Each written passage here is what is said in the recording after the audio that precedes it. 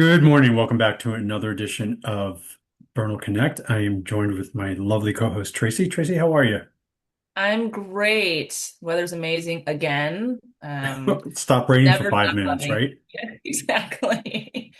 Um, so can't complain. It's so funny how my mood is affected by the weather in Bernal and Lake. When it's nice and sunny, I want to be out and about. When it's gloomy, I want to be inside. How about for you, Mike? I got an email the other day, and you know, sort of I like to read between the lines. So somebody from the neighborhood emailed me, and we manage the Tompkins Stairs. So they said, when is your next work day? And I'm a little concerned because I haven't seen anything going on. So it wasn't like she was, looking to volunteer. She was just letting us know the weeds are totally out of control. So, Ah, dear neighbor, thank you.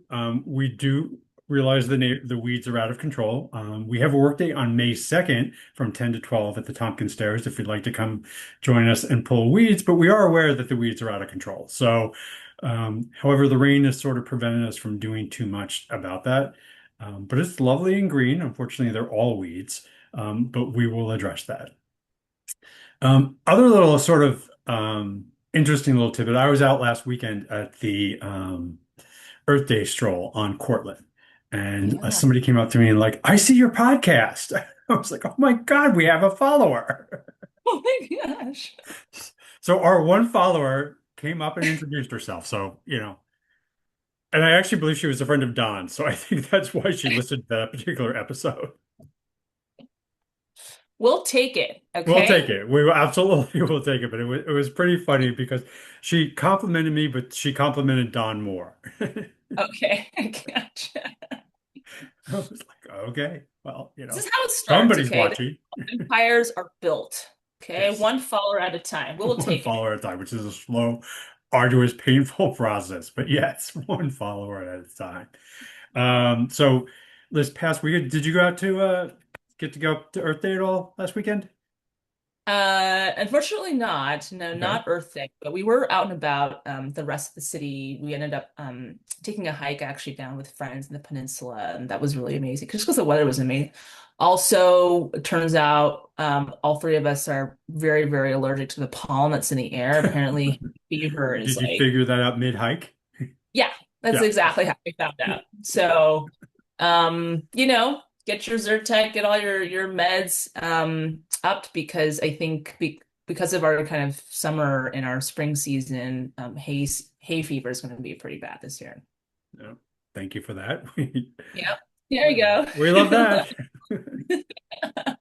But I'll take it for this beautiful, beautiful weather. Absolutely. It's so nice out and it's just happy again not to have it rain for 5 minutes. So we're pretty You know what happy with else we it. did? Threw a girlfriend a baby shower this past weekend too, Oh and took wow. How advantage. was that? It was amazing. It's actually got a little warm outside, and I like too warm, so we went inside. But we will take this great weather for a nice party any day. And it was fun to celebrate with a girlfriend who's giving birth in a few weeks. She's really excited, and this will be her second. So more kids in the family. We love it. We only have one child, but I always, talk with folks and I'm always amazed at like the transition of parenthood as more and more kids come along. Because the first baby is the baby like, oh, don't kill the baby. So you spend like the first year like petrified that you're going to do something to permanently, scar this child for life. Um, and the story I like to tell is my sister had twins, and I went to visit when the kids were really young, and she was like she was doing organic and this and that, and I was like, all right, whatever. And then several years later, my nephew came along, and I stopped by, and he's like 6 months old, and she's like tossing him a Pop-Tart, and I'm like, oh, so that organic stuff isn't so important anymore. And she's like, oh, I'm just too tired. Yeah, that's exactly what it is. But I think We're by trying. kid number two, you've figured out that you're not going to break the baby. Yeah, for sure. Right. So, and then I think it's gonna by keep it number three, you're down. like, yeah, whatever. Another one too is Apparently, there's a study where the right number of kids is either two or four, but when you have three, that's like it's peak chaos. But past three, and you literally don't have the time or energy to police. And so the kids start to police themselves and take care of themselves. And it turns out like that's actually what kids really need is a lot of like independence and figure it out on your own kind of mentality to raise strong kids. So uh Yeah, we were visiting a great. friend recently and there was screaming in the other room. And I sort of like, and it went on for a while. And I looked at the mother and I was like, should we intervene? And she's like, oh, no, no one's being, that's not her screaming. That's so like she can distinguish, like, no one's in pain. They're unhappy, but they're not in pain. So intervention not required. That's a really smart tip, actually. That's to know all the different levels of screaming, to know if Right. your child's actually in danger or if they're just screaming out of fun or scared or Yeah, this whatever. wasn't fun screaming, but it wasn't, anything harmful. It was just the older child was being a pain, so to the younger child. That should be the title of today's podcast. It wasn't hurt screaming. It wasn't So, heard screaming. Exactly. Yeah, that is a good title for our podcast. And you're one listener, you heard it from us first. So, yeah, exactly. exactly. Since we don't have a guest today, we get to go back and sort of talk about real estate. And one of the things that I think you mentioned is that so the Bernal market's a little surprising. What's going on? Very surprising. I think that properties that just a few years ago would have sold for a certain number are going 20 to 30% above where they probably would have sold just a few years ago. So indicating that like Bernal is on the up and up, I would say. It's just so appealing to lots of people. And so if Bernal wasn't your original targeted neighborhood, it now is because everywhere else in the city too is also pretty pricey. And is that Um, scarcity or what's causing that, those numbers? I think it's so we're down about 15% year over year for inventory, Hmm. and it's even more of an issue with single family home inventory, which is just we don't have a lot of it in general in San Francisco.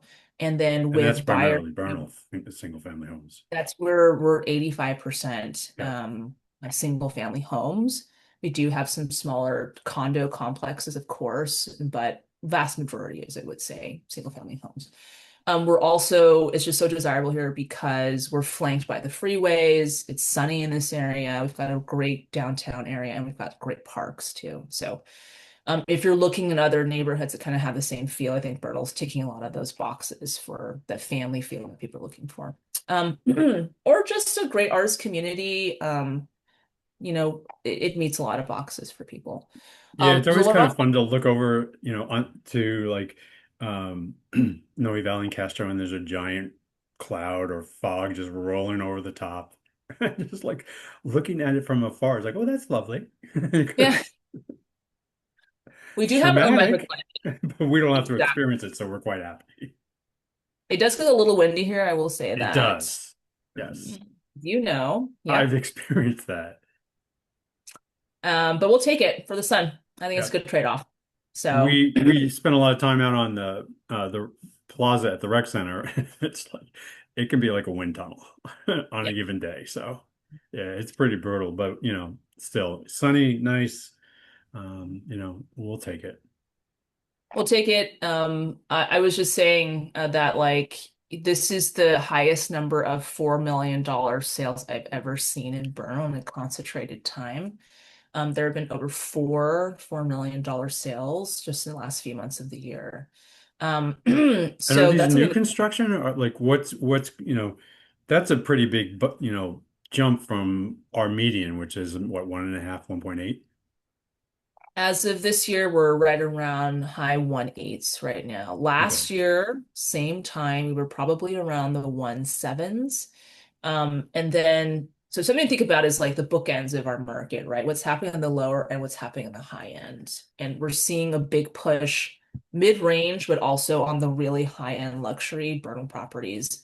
And so the fact that a 2,400 square foot, well-done property with some views is going to command that price means that there's folks moving in that we're considering other neighborhoods, like at other properties, other price points that are kind of coming into to Bernal, and we But I'm love it. assuming a 2,400 square foot house is that's new construction, right?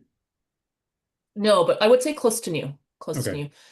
One of I them, mean, that's not a Victorian with nice, cute little rooms, right?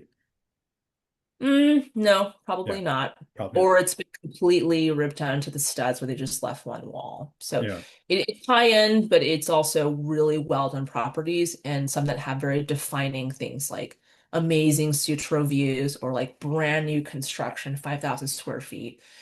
Things like that, I would say make it pretty special. But Bernal in general, we are not that type of neighborhood that consistently commands over $4 million. We might even start to consistently see high 4 millions, five, or possibly even a $6 million property. So uh, when that happens, I'll let folks know ASAP because it when the top moves, the bottom also moves as well. And, are these signature properties, like you said, they have an amazing view, they have some kind of construction benefit. These have to, because that's more than double the median, right? That's right. Yes, I would say there are defining characteristics that make it very special. Views, size, condition, location. Generally, they hit three to four of those things I just mentioned. Okay. Um, but it it it also I would call them really, really amazing houses. But are they irreplaceable? Can they not be replicated? I wouldn't necessarily say that. And so it is interesting to see that trend in Bernal and what does that mean for the other normal average Bernal houses, right? And we are seeing an uptick in prices per square foot from that standpoint too. I mean, a lot of what I see in the neighborhood is tear downs and where they rebuild up. So what was a single story house, older single story house, gets replaced by 3 stories. And either a multi-unit, either a really big house or a multi-unit building with, multiple units and stuff like that. We do have such few new construction projects in Bernal, actually. If you look at like the sheer number relative to the new construction builds.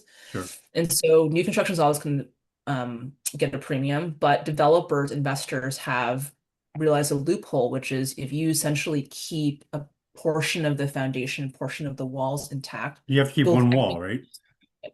yeah, that's One the wall. rule is the wall. Yeah. Yeah, I Most remember that came yeah. into play. I don't, you haven't been, I don't know how long you've been around, but do you remember when they did the Apple Store downtown? Yes, yes, I That's do. how they did the Apple Store downtown because the Apple Store was totally not, like as a new construction would not have met, sort of the historical aspects. They kept the back wall and basically, were able to ignore all the other building stuff because, it was, I guess they call that a refurbishment rather than a construction, right?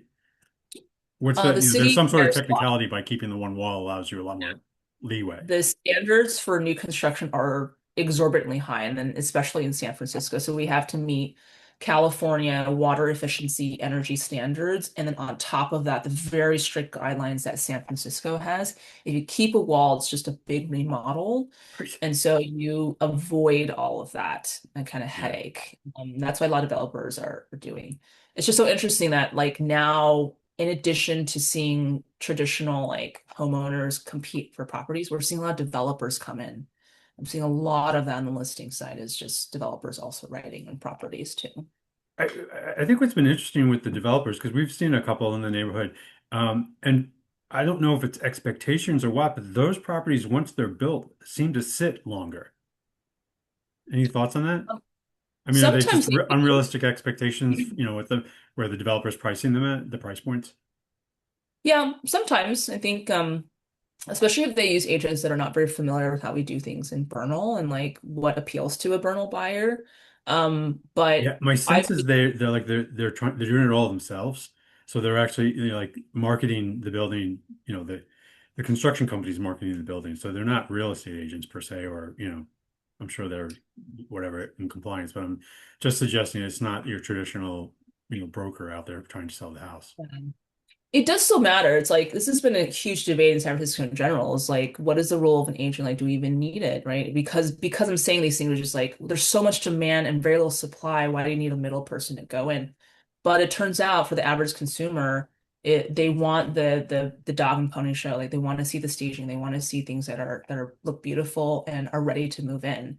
And it takes a lot of coordination to make all of that happen. And there is a huge benefit for having an agent that really knows how to negotiate well and negotiate aggressively, and has a great reputation in the neighborhood. So all of those things I think are still really relevant and important when you're selling art. That's what Yeah. a house is.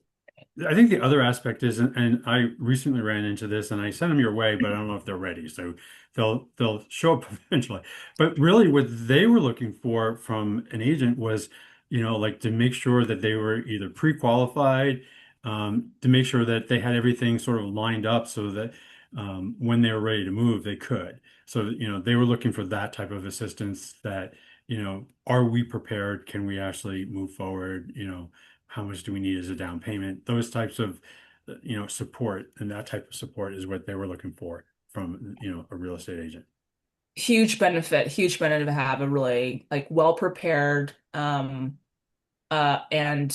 aggressive negotiator on your side to get you suited up for the game, I call it, Hmm. and that has access to a lot of the off-market properties as well as the on-market stuff too, and has a great reputation because we are dealing with people's personalities, and it can make a difference when you present yourself really well professionally, when you're nice, when you're easy to work with.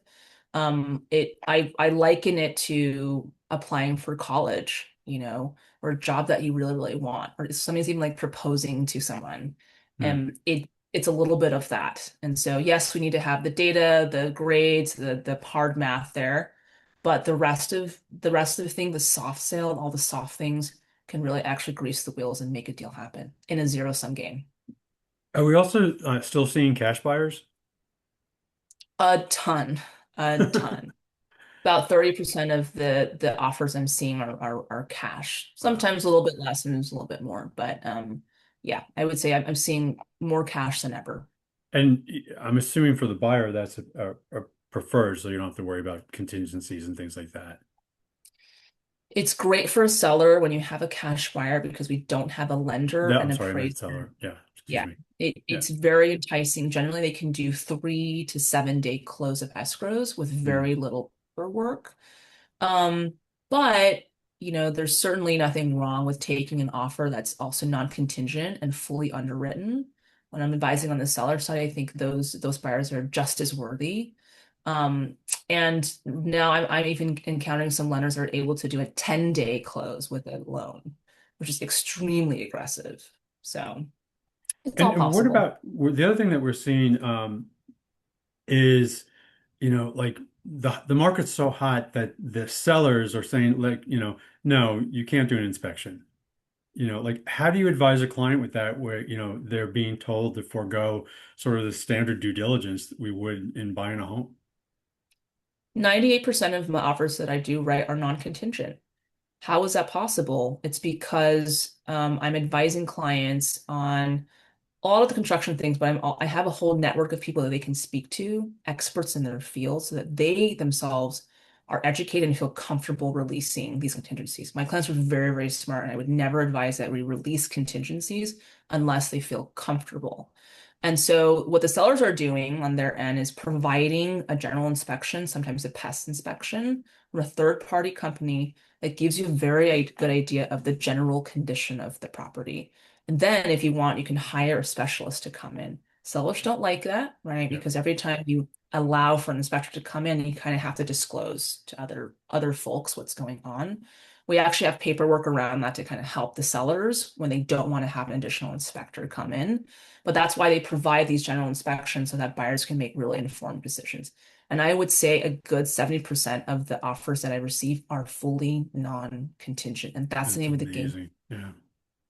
And I know that wasn't always the case, but that's what it takes to win in a competitive market. And, how has that worked out? Is that okay? You've got enough history behind you, or if people gotten burned? I'm trying to be really realistic with clients, and I say no property is perfect. This is San Francisco. We have properties that are 120, 130 years old. Hmm. And maintenance isn't a huge top of mind thing, especially because things are so expensive. So my goal is to make you as informed as I am. My background's in construction, going into this process so that you can see, okay, this foundation, there's these issues, or it's okay. Same thing with electrical, plumbing, all the very, very expensive things. Small things like paint, carpet, that's pretty easy for us to bid out. But the really expensive things like foundation, roofing, electrical, plumbing, we need to either get an expert to come in, or we need to have a really serious conversation about your level of comfort. And then I tell them, here's all the things that you need to be concerned about and just really maintain over your years of ownership. Don't wait until you have a massive flood to Hmm. fix your. I want to be proactive about those things. So I've kind of become like a I don't know, home maintenance advisor in addition to like the first part of the process, which is negotiation and Have helping you ever clients. walked into a home and like, oh no, just no.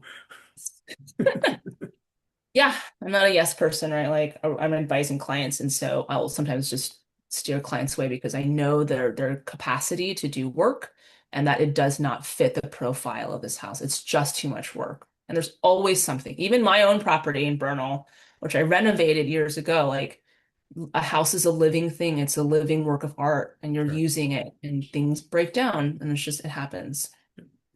What is so this one's might be a little controversial, so we'll see how this goes. What is your position on a single agent fulfilling both roles? Dual agency, I Yeah. personally don't practice that. You can. It's allowed in California. It's much more common practice in the commercial industry, Okay. but I don't practice it. And the reason is that when a client signs with me, I'm their fiduciary 100% of the time. I do get propositioned all the time to double end, and it's just professionally I don't do it. I know many agents, reputable agents, who also don't do it, and some that do. So But to I be think it's very something when you're looking for an agent to understand what dual agency is and understand, the potential for conflict so that, you can decide whether that's an acceptable risk for you when you're out It's looking for. appropriate in certain instances when the level of education understanding for both parties is equal, when there's parity there, then I do really feel like it actually can benefit. But Hmm. it's rare when that happens in very Well, I mean, specific you're circumstances. negotiating with yourself at that point, right? Or well, Yeah. you're acting as the intermediary, but you're trying to negotiate for both parties. In essence, you are, but that also just dampens, it really just diminishes like your ability to negotiate, in my opinion, Right. which is like there is a level of like obscurity and um, kind of a firewall that is needed to do that well. And do you believe that the nature of Bernal, which is there's just not new space to build, like there will be tear downs, there'll be, just houses that, move on the market, but we're always going to have a scarcity issue, right? We have not been in a buyer's market for years now. Buyer's market is defined by 6 or more months of inventory. It's just not the case. And it'll just continue because of how, like, we don't have a lot of new land, so we're just doing remodels or just on existing stock. And unfortunately, we have a lot of NIMBYs. That means that and like folks who don't want to see more dense housing in Bernal. I'm not on either side. I'm just reporting the news. But because of that, we have a high number of single family homes, fairly low number of high density units. So no changes in the near future, probably. Unless the city makes it easier or forces a mandate, and Bernal has no, we don't have a choice but to make that happen. I don't see that happening. Yeah, I mean, the city has been focused on upzoning the transit corridors, because I don't know if you saw, but the city's environmental plan just came out this week. No, I haven't read through it. Yeah, and Like, and had it, I did have a chance to read through it, and okay. sort of some of the takeaways are basically, build housing on transit corridors because that reduces the need for, they can either use public transportation or walk. So there will be a focus on building houses on transit corridors. Bernal doesn't have a transit corridor. It has the Mission side, right, which will Yeah. see growth. And like they're talking about I'm sure you've heard, developing housing above Safeway. Yeah, Right. correct. So like Correct. things like that, but that's the Mission side. It's Bernal, but it's the Mission quarter is probably the only one. Maybe Cesar Chavez, but I don't see it over there. I see it more along the Mission corridor. That makes a lot of sense too, because we are going to expect so much more demand, especially when they build the cancer research center that they're Mm. doing it and update the existing The one facility. area I'm kind of curious because it seems to be sleepy, and I don't know. I'm curious as to what's going to happen with Bayshore, Mm, right? Because I think it's zoned for for small business and product and distribution. PD is a PDR zone. I think it's zoned for PDR, so I think it has some protections. But there's a whole lot of vacancy over on Cortland that it just seems inevitable that you would turn that some of that into housing. I'd like to see that happen. It feels quite different when the moment that you cross over into that area, and Mm. it would be nice to see more residential to kind of even out that feeling that you get when you drive over there. That would absolutely help, but we really need a mandate and to entice developers to actually consider it. Right now, it doesn't pencil out. So, Yeah, the other thing, like I said, I'm pretty sure it has some PDR protections, so I think that you'd have to change the zoning to accommodate that. But it maybe. seems right for some, because a lot of the folks that are moving out aren't coming, aren't being replaced. Yeah, I mean, I kind of like that grittiness of Bernal too. I mean, it is nice to have like Lowe's and other services, I would say, retail that fit that Mm. profile, maybe. But Yeah, but I mean, have you walked over there? nope, only driven. Yeah, I mean, like it's a little dicey walking over there, and then there's, like I said, there's just a lot of vacancy. So, it just seems like Hold it'll on. be interesting. They've recently, remodeled the former Floorcraft space. Sure. And anyone out there who knows, put it in the comments. But the one space, like you can't see in anymore. So which sort of suggests that something's going in there. It's just not clear what it is. But they frosted the windows. I feel like you're breaking this up, Mike, because this is a call to action here?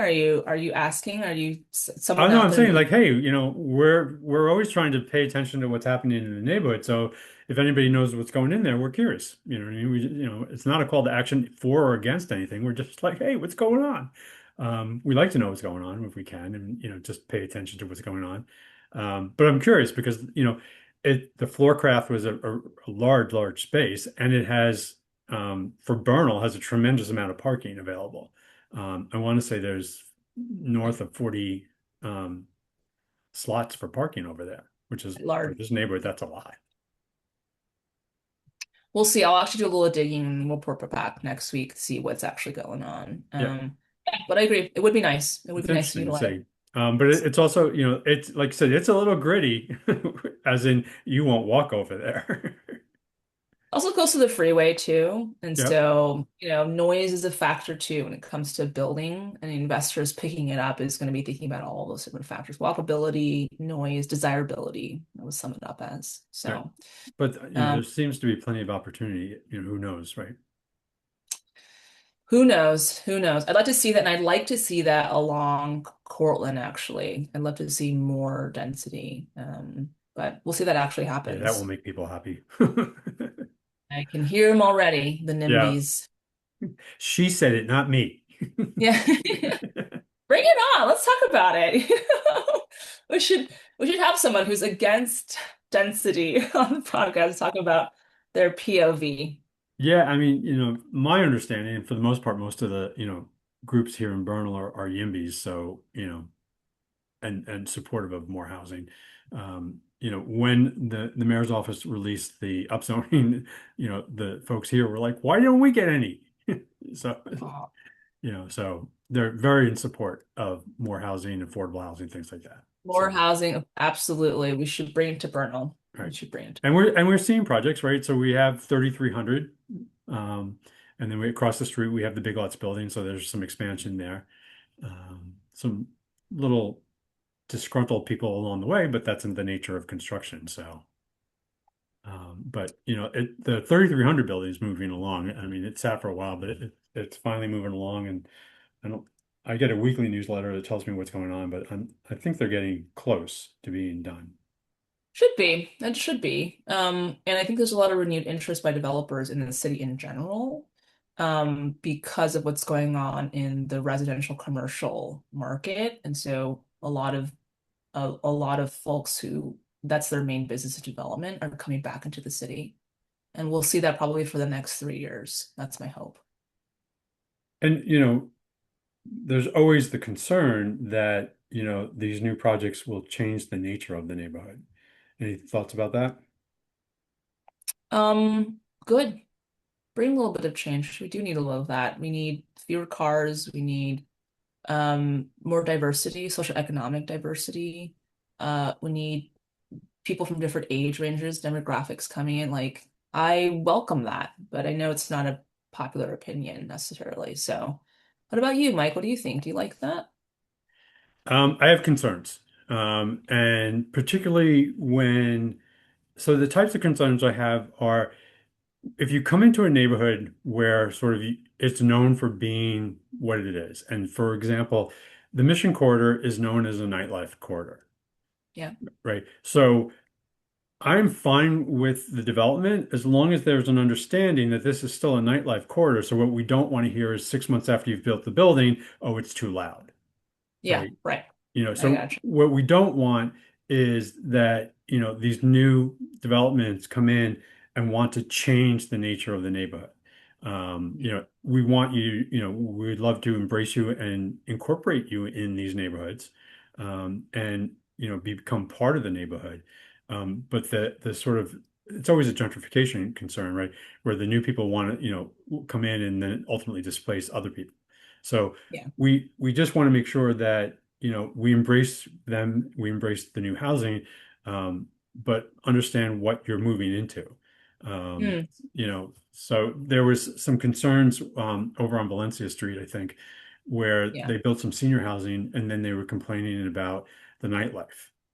And I was like, but the nightlife has been here. And then you knew the nightlife was here when you built that project.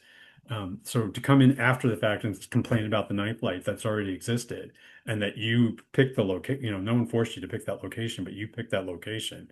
That would be my only concern is to make sure that, um, you know, they don't come in with the idea of displacing people or businesses. So let's hope we've done the research, spent all, the millions of dollars that they've spent.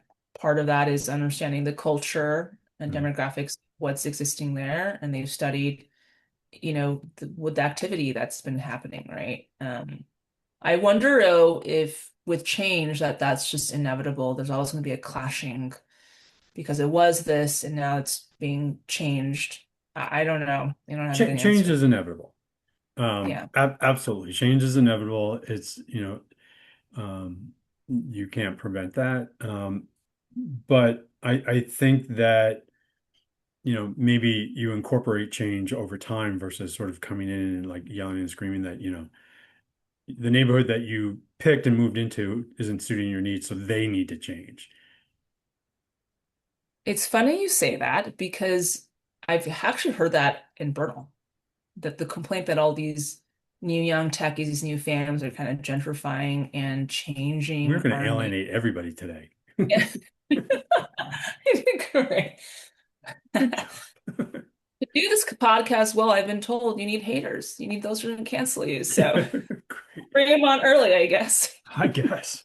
So what have you heard about from these new techie people? We're just going to Just folks slam that a whole are group of people with sweeping folks that generalizations. There you go. yeah, let's just make some generalizations and Right. yeah, just that like the new group, the folks who have essentially moved in here in the last 5, 7 years, which is like relatively new in Bernal terms, have changed a little bit of the culture of what makes Bernal so special. I mean, you might if you've been here for a while, like, do you feel that way? Absolutely. Okay. Tell And me. I kind of view it as a good thing. Mm, Um, mm, what's interesting is I had worked with an organization and was trying to encourage some change because I felt it was a little dated. And they were very much of the mindset that this is the way that it's always been, and this is the way that it always will be.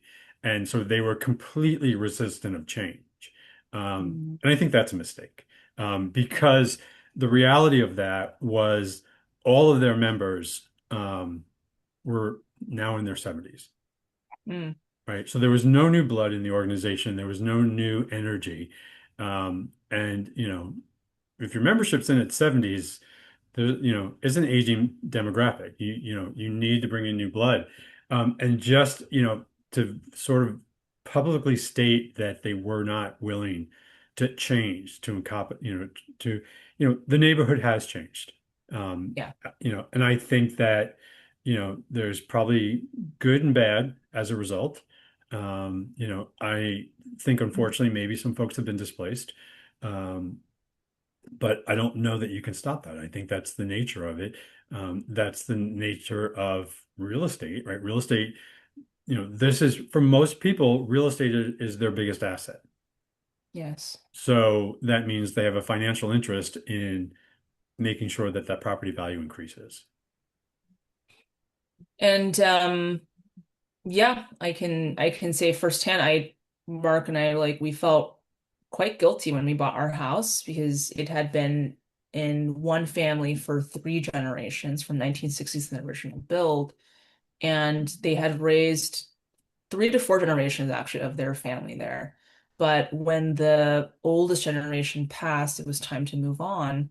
The kids said, "Well, we don't want to live in this property, but we don't want to have a tenant in there because San Francisco landlord-tenant rules are just so strict." And Mhm. so they decided to cash out, and they cashed out. I Yeah. And mean, I'm sure they did well. literally, they did very, very well, and they're very, very happy. I don't know if they were displaced, but they kind of voluntarily Yeah. displaced I don't think I would call that being displaced. I mean, but the reality also is that the baby boomers are getting older. So we do know, and I'm sure this is a big factor for you, there is going to be a transition of wealth, which includes real estate. We're in it Um, now. yep. So, we're in the midst of that. That means, the other thing that I think is a challenge is when you're inheriting property, you know, from a family line, there's likely several recipients, right? So like the second and third generations means now instead of like leaving it to a child, you might leave it to 3 or 4 grandkids. And those 3 or 4 grandkids have to have agreement of what they want to do. And that's a challenge. So one person may want to keep the property, but the other three are like, no, we want the cash. So I think it makes it a little more difficult because you're just the more parties involved, there's more opinions of what to do with the property and things like That's that. exactly what's happening. That's Yeah, exactly. In fact, I was last year I did a deal where we had 16 beneficiaries, so those who were going to be recipients of the cash from the yeah. property. And because there was only one of the beneficiaries living there, the remaining beneficiary agreed that it was time to sell because it didn't make sense to just have the And one the one person that. beneficiary wasn't happy, right? Because you're Of selling their course. house, right? Right. Exactly. And so it made a lot of sense in that situation to liquidate the property. But now everyone's very happy because they now have some seed money to do whatever they want to do with their lives. And time is important when it comes to money. And so having that chunk when you're 30s, 40s, 50s versus at the end of your life Right. is much more meaningful. And I mean, and I think that, wealth transition, that's why we're seeing newer, younger families moving into the neighborhood.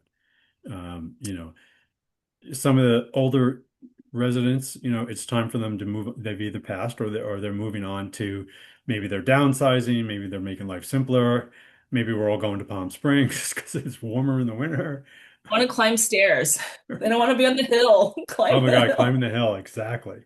So I think that's one of the opportunities here in Bernal is, where we do see properties turning over, a lot of times it's a long-term tenant who's just decided now's the time. Yeah, that's right. And I think that's a good transition. Every neighborhood goes through that. I'm sure when you were moving in, Mike, and the old generation was moving out, they felt similarly. I do think though there's a responsibility for the folks moving I into like that you partic distinguished me from the old generation. Thank you. I appreciate that. young guy Mike. Yeah, thanks. You two were once young, Mike, you know? Exactly. Nobody remembers that, but yes. And so I'm trying to do a better part. Like pandemic did not help because we were essentially taught during those years to like not be part of the community, to separate, to stay within and not go out. And so I am trying to push myself, my family to like, let's get out, let's get involved in the community. And that's why I'm so glad to do this podcast with you, Mike, because you're really involved and you're trying to constantly engage the community, get people to volunteer. So I can honestly say that, I think this community is involved.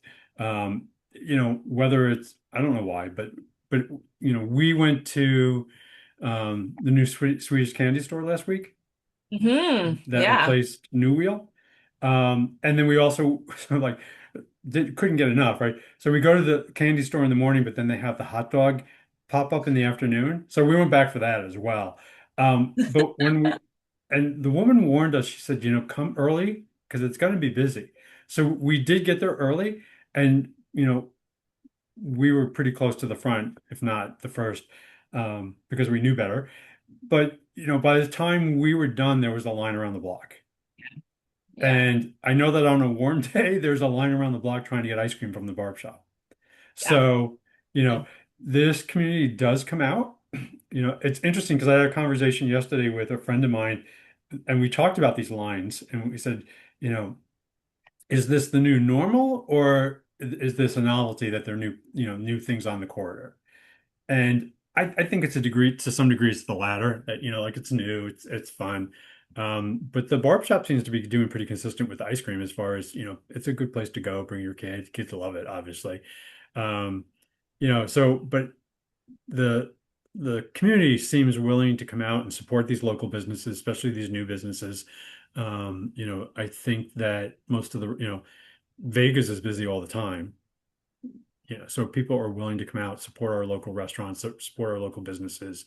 Um, and that's one of the things I think that is part of what makes it Bernal magical is that, there's just so much available. I wrote an article recently about sort of the 5 mile radius, in that something like 80 to 90% of all transactions occur within 5 miles, right? I mean, I could see that. I would say the business owners in Bernal were hit pretty hard with the pandemic, Mhm. and I feel like they've become a lot more flexible for the season of Bernal of their consumers. So, for example, Vega having the outdoor space that's now permanent. I love that it's permanent now, and now I have option of bringing my dog and be outside, or I want to be inside for a cozy dinner. The barber shop, haircuts and ice cream, not Right. necessarily something that goes together, but that's the kind of really ingenious, you know creative thinking that you have to be proactive. And to your point, I think that's what makes Bernal so special is that we have a lot of small mom and pop businesses that are just so creative. I Um, remember that like I'm in business school. I remember like you always had the case study of the seasonal business and what was the other product they sold, yeah, right? absolutely. So I mean, and Absolutely. the example always was the pool supply company sold skis in the winter, right? Yep. So they did, Yep. winter sporting goods in the winter, and then the pool supplies in the summer. Um, I lived in Chicago for a while, and there used to be a little place, like a little hole in the wall, and winters in Chicago are brutal. So like all winter long, it was the soup kitchen. So like they just sold soups. Yeah. Um, but then, come May 1st, they flipped and then they were an ice cream shop and they would be an ice cream shop till about September, October. Um, Yeah. but yeah, the ability to be flexible, the ability to, maybe not rely like I think the barb shop's a great example is she has the haircut services, but beyond that, she has a brand and product. And then furthermore, she has ice cream. So it's like, really trying to make sure that, you tap into a couple of different markets. And I was talking about her as an example the other day. Hi, Sheena, talking about you. That, it's kind of brilliant because I also think that the ice cream market and the salon market are two different groups of people. I think they're a Hmm. different demographic, which means she's bringing in two different demographics to the space. Um, Absolutely. so, I think that's brilliant. Sheena, you're beautiful, you're wonderful. Congratulations. I'm sure you came up with that on purpose. So, Yep. but right, you need to be flexible to survive. And the pandemic taught us how to survive to some degree, right? If you were going to rely on the restaurant model, just wait for people to come in, it wasn't happening during the pandemic. So, delivery got huge during the pandemic. Then the parklets became a thing and stayed for the most part. Yeah. So just be if you're willing to be adaptable, right? It's you will, you'll figure a way to make it happen. Maybe that's the theme of the pandemic. The lessons we learn is like adaptability, resilience. Survival of the It fittest, right? You have to adapt and make do with, you can't change what's happening. So you might as well take advantage of it, figure a way to take advantage of it. absolutely. All On right, that Mike. note, taking Yeah, advantage of things, what's coming up on the calendar? Let's talk about the calendar and what's going on. absolutely. So I'll start first. Okay. I've got my little get together at Speckle Studio, celebrating the opening of another wonderful new business on Bernal, in Bernal on Cortland. Um, if you haven't toured the space, stop by on your way to get an ice cream, get your hair cut, get Or some Swedish candy. candy. In Swedish, yeah, exactly. Right. It's such a beautiful space, and for people who aren't just buying it, just go in and take a look at it. So we'll be there May 7th from 6 to 7 p.m. If you want to come join, let me know, RSVP, with either And of we'll us, put a link actually. below and we'll provide Yeah. information so that you can find this and RSVP for it. How about you, Mike? What's going on? Oh, you know me. I got a couple things going on. So this Saturday, I love this part because I get to plug stuff. This Saturday, we will be at the Plaza on the Rec Center, and we will be celebrating, week two of Earth Week. Earth Week was, I think, officially was Wednesday, or today, or but Earth Day was this week in the middle of the week. So we got to take advantage of the stroll last weekend. And then this weekend, there's definitely some Earth Day activities. Ours, for instance, is again on the plaza from 10 to 12:30. We will be working with the library and doing a story time to launch it. Then beyond that, we are painting the racetrack. So if you want your kids to come out and get covered in paint, it is chalk-based paint, so eventually it will wear off. Um, so the kids can come out and paint. There will be a DJ, there'll be refreshments. There'll be an opportunity to come out and sort of learn what we're doing. So we'll be from 10 to 12:30. At 11 o'clock, down the other side of the hill, Alamany is having their Earth Day celebration. And their Earth Day celebration includes a barbecue in the afternoon. Having been to their barbecue in the afternoon, I might need to ditch out of our event early to make sure I don't miss the barbecue because their barbecue is worth going for. So Oh my um, gosh, I'm so if you've gone excited. in the past, you know what I'm talking about. If you haven't been, it's worth it's worth the trip down the hill to see the folks at Alamany Farm. And they're doing some great work. We love Alamany Farm. We love all the work they're doing and their community produce. So, go out, support, come see us, have a good time, then wander on down the hill, go get some barbecue. And it's a sort of a double support for green spaces here in Bernal. Then beyond that, if you want to come out and get dirty, and we love getting dirty, on May 2nd, we have a work day at the Tompkins Stairs. We have been blessed with plenty of rain, which means everything's grown, including the weeds. And yes, they have grown, as I've mentioned earlier in this podcast, when the neighbor was kind enough to ask me when it was that we were going to get around to pulling our weeds. So we will be pulling weeds on May 2nd. It's a fun day to just come out, have some fun. We'll tell you what to pull and what not to pull. So you don't need to be an arborist to come support us. We provide gloves, we provide water. You bring the sunscreen, and we'll be out there And for. Zyrtec for allergies, if you have Oh, it. right, right. Yeah, because we will be, stirring up stuff for sure. So we'll be there from 10 to 12 on May 2nd on the Tompkins Stairs. I believe on the same day, there's so much fun stuff going on, and I'm sort of frustrated because I can't be in all places. But on May 2nd, and again, I'm sort of sorry I'm missing this, but I will be missing this one, is the Stairway Challenge with SF Walk. So there's an opportunity to do an ungodly amount of stairs, apparently. So, it's a stair challenge. Go to SF Walk. They have more information and will do a much better job promoting that event than I'm about to do. But I know from years past, this is a great event. You'll definitely get your steps in that day, I promise you. Yeah. You will Don't definitely miss get your leg steps day, in. guys. Come out, get your steps in. Yeah.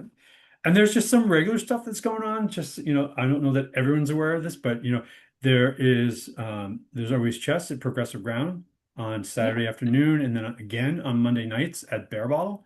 On Sundays, there's jazz. And they also, I think I think it's Dirty Jazz. Is that the name? I think it's Dirty Jazz. They play on I think every other Sunday or something like that. You have to check their schedule. But they also play Wednesday nights at the Lucky Horseshoe. So if you're Mm. into jazz, there's an opportunity both on Sundays and Wednesdays. Check the calendar, check our calendar. We have it on our calendar, what's going on. Um, there's a new exhibit over in Inclusions Gallery. So I think it's called Pieces. And hopefully I didn't get that wrong. But again, check the calendar because it's more reliable than I am. What else is going on? There's always just so much going on. There's So so much going on. There is so much going on. I'll do a better job too. I'm gonna do all of these in 1 week and film it for our podcast folks who want to actually see it in I'm going to hold you to action. that because that's an undertaking. There's a lot of them. Every single night, every hour is filled with something to do. I also know that if you didn't have enough fun pulling weeds with us on the second, the Esmeralda Stairs has a work day on the third Saturday. We're always the first Saturday. They're the third Saturday.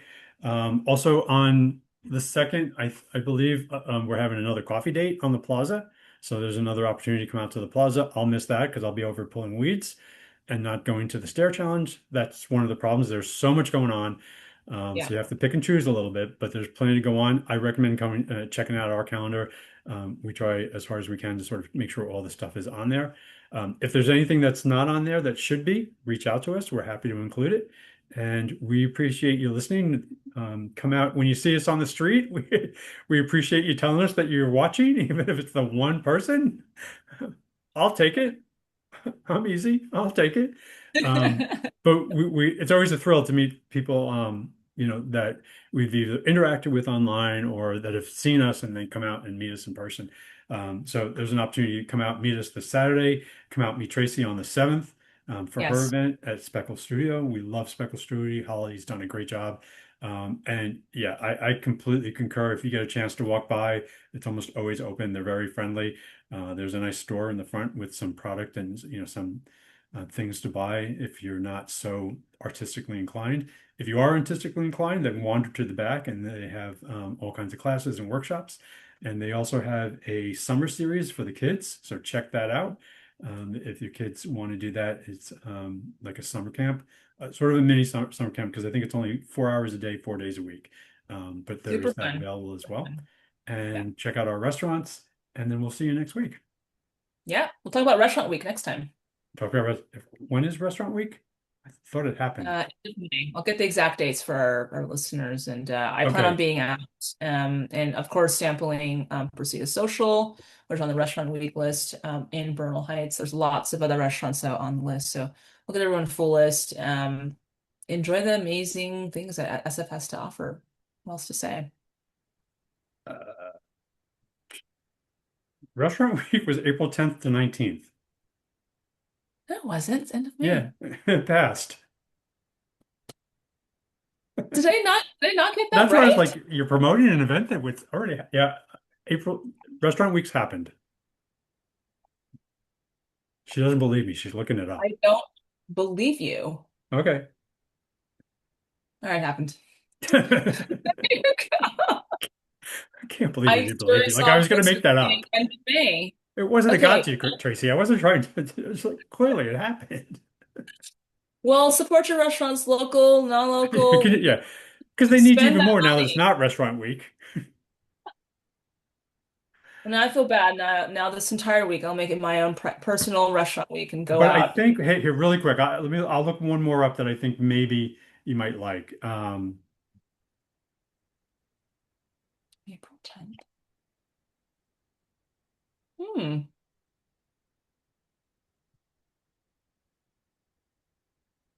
Well, I plan on hitting up Reseda Social this week. I've been dying to try it. Okay. So now is the time to do it for my own personal restaurant week. That's on my bucket list, so I can't wait. And I will be stopping by So the you're Swedish actually Candy. going over the hill because none of us do that. It's all part of burning. I have to love all of it. So It yeah, is, but it's so funny because really there are such distinct corridors and sections within Bernal. It's super hyper local. Um, you know, Even on Cortland, it's hyper local. Most people won't go past 5 blocks. Um, but I commend you for adventuring over the hill. thanks, Mike. I Yeah, appreciate it. I will be driving though. I will not be walking. yeah, of course you will. Um, Well, I hope you enjoy Restaurant Week, Tracy. The rest of us enjoyed it a week ago, but I hope you enjoy it this week. I will. And we'll look forward to seeing everybody next week. Thank you very much for joining. And if you have any questions, drop us a note. If we've left anything off the calendar or there's something you want to talk about that will offend somebody, we're sure to talk about it. So let us know, and we'll be happy to offend somebody. All right. Take care, everybody.